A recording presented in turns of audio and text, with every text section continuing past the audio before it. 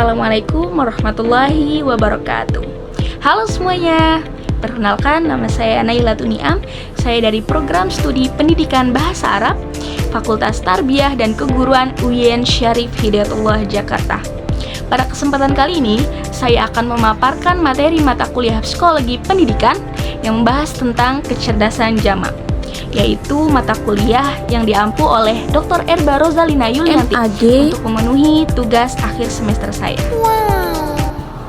Kecerdasan jamak atau yang disebut dengan multiple intelligences. Baik, topik pembahasannya yang pertama adalah pengertian kecerdasan jamak, jenis-jenis kecerdasan jamak, faktor yang mempengaruhi kecerdasan jamak, dan manfaat kecerdasan jamak. Pada pembahasan yang pertama, kita akan membahas pengertian kecerdasan jamak. Howard Gardner memperkenalkan istilah multiple intelligences pada tahun 1983 dalam bukunya yang berjudul Frames of Mind. Istilah ini sering diterjemahkan sebagai kecerdasan ganda, jamak, atau majemuk.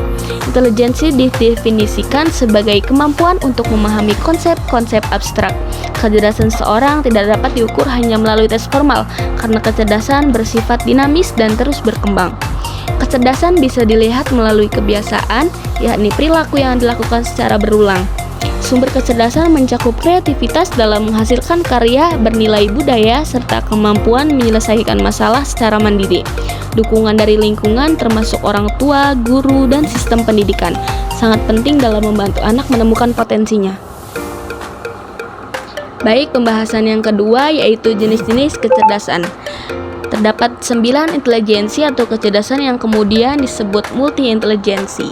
Yang pertama, kecerdasan linguistik, yang kedua, kecerdasan matematik, yang ketiga, kecerdasan visual spasial, yang keempat, kecerdasan musik, yang kelima, kecerdasan kinestetik, yang keenam, kecerdasan interpersonal, yang ketujuh, kecerdasan intrapersonal, yang kedelapan, kecerdasan naturalistik, dan yang terakhir 9 adalah kecerdasan eksistensial atau yang disebut dengan kecerdasan spiritual. Oke, klasifikasinya yang pertama yaitu ada kecerdasan linguistik. Intelijensi linguistik adalah kemampuan untuk menggunakan dan mengolah kata-kata dengan efektif, baik secara oral maupun tertulis. Adapun ciri dari kecerdasan linguistik yaitu membaca secara efektif, memahami, meringkas, menafsirkan atau menerangkan, mendengar, dan merespon setiap suara. Dan yang kedua ada kecerdasan matematika. Kecerdasan matematika ini meliputi keterampilan berhitung dan berpikir logis serta keterampilan pemecahan masalah. Adapun ciri kecerdasan matematika yaitu mampu dalam penalaran, mampu dalam mengurutkan, menyukai pelajaran matematika, dan mudah mengingat angka-angka dan sebagainya. Yang ketiga ada kecerdasan visual. Intelijensi ruang visual ini mencakup berpikir dalam gambar, kemampuan untuk menyerap, mengubah, dan menciptakan kembali berbagai macam aspek dunia visual spasial. Adapun ciri dari kecerdasan spasial yaitu membentuk suatu seperti membuat pahatan dan menciptakan karya seni seperti menggambar, melukis, dan berimajinasi. Yang keempat ada kecerdasan kinestetik, kemampuan menggunakan tubuh atau gerak tubuh untuk mengekspresikan gagasan dan perasaan. Cirinya adalah mudah belajar, naik sepeda, berseluncur, dan olahraga banyak menampilkan bahasa tubuh saat berbicara dengan orang lain. Dan yang kelima ada kecerdasan musik, kemampuan untuk mengembangkan, mengekspresikan, dan menikmati bentuk-bentuk musik serta suara, seperti kepekaan terhadap ritme, melodi, dan intonasi, kemampuan memainkan alat musik, bahkan kemampuan untuk menikmati lagu, musik, serta nyanyian. Cirinya adalah memahami dan menangkap nada, irama, dan warna nada, mengingat melodi lagu, dan suka belajar apabila ada ringan musik. Yang keenam ada kecerdasan interpersonal. Interpersonal adalah kemampuan untuk mengerti dan peka terhadap perasaan, watak, perangai, intensi, motivasi, dan temperamen orang lain.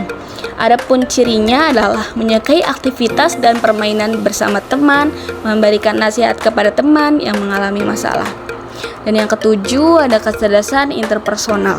Intelijensi interpersonal atau yang bisa juga disebut dengan intelijensi intrapribadi adalah kecerdasan dalam diri sendiri. cirinya ialah seringkali membutuhkan tempat yang tenang dan sepi untuk beraktivitas, suka mengoleksi barang yang memiliki arti baginya. Yang kedelapan, ada kecerdasan naturalistik. Kemampuan seseorang untuk dapat mengerti flora dan fauna dengan baik, dapat membuat destinasi konsekuensial lain dalam natural. Kemampuan untuk memahami dan menikmati alam serta mengembangkan pengetahuan akan alam. Cirinya adalah mudah berinteraksi dengan binatang, seperti suka merawat hewan peliharaan atau berada di dekat akuarium dan terarium. Dan yang terakhir adalah kecerdasan eksistensial atau spiritual. Kemampuan untuk memiliki nilai-nilai dan norma yang ada di masyarakat dan menggunakannya dalam keseharian dalam hidup. Cirinya adalah bersikap pemaaf, toleransi yang tinggi, dan kesadaran diri. Oke, lanjut pembahasan yang ketiga, yaitu faktor yang mempengaruhi kecerdasan jamak. Yang pertama ada faktor internal. Yang kedua ada faktor eksternal. Yang pertama ada dari faktor internal, yang pertama yaitu ada faktor biologis, yaitu mengacu pada aspek-aspek bawaan atau internal dalam tubuh manusia. Dan nomor 2 dari faktor internal yaitu ada faktor sejarah hidup pribadi. Pengalaman individu yang membentuk perkembangan kognitif meliputi pendidikan, lingkungan sosial, dan pengalaman hidup yang mempengaruhi cara berpikir dan keterampilan seseorang.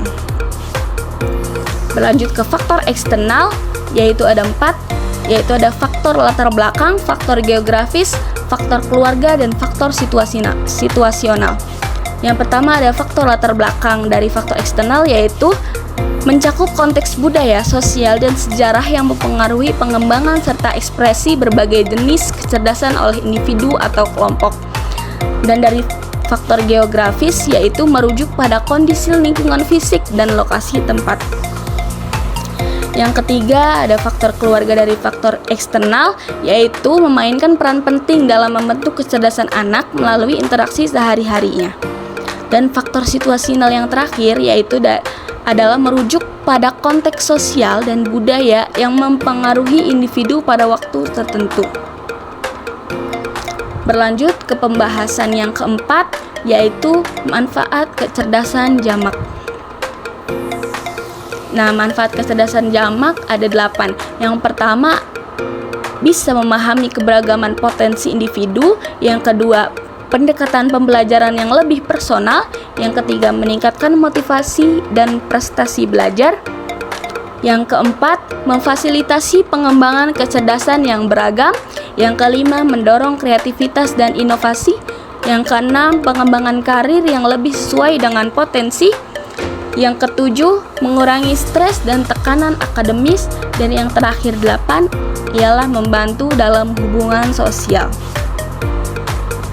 Oke, kesimpulannya dari kecerdasan jama yaitu penerapan kecerdasan jama memberikan pemahaman yang lebih luas tentang potensi manusia, memungkinkan pendekatan pendidikan dan pengembangan diri yang lebih inklusif dan personal, serta membuka jalan bagi individu untuk berkembang sesuai dengan kekuatan alami mereka.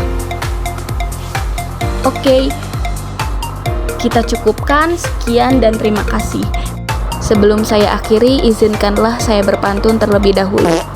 Biru laut seperti kolam, ikan paus pandai menyelam. Dari lubuk hati saya yang paling dalam, saya akhiri dengan salam.